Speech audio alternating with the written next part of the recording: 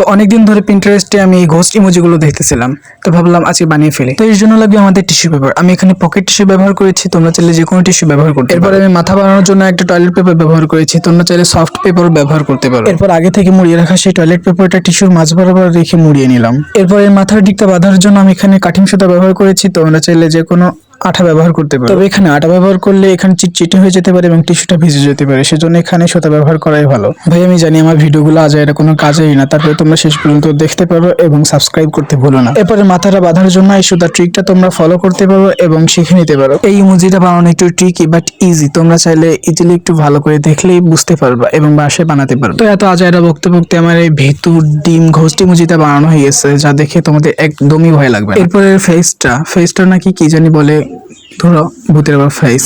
তো যাই হোক, আমি এটা কলম পেন্সিল দিয়ে ট্রাই করতেছিলাম বাট হচ্ছিল না, সেজন্য আমি কলম ব্যবহার করেছি। তোমরা চাইলে মার্কার ব্যবহার করতে পারো। টিস্যুর উপরে কলম দিয়ে আঁকানোর সময় বারবার ছিদ্র হয়ে যাচ্ছিল, আমার কাছে মার্কার না থাকে, আমি এখানে কলম ব্যবহার করেছি, তবে তোমরা মার্কার ব্যবহার করতে পারো। আর এটা হলো আমার আজাইরা ঘোস্ট ইমোজির ফাইনাল লুক।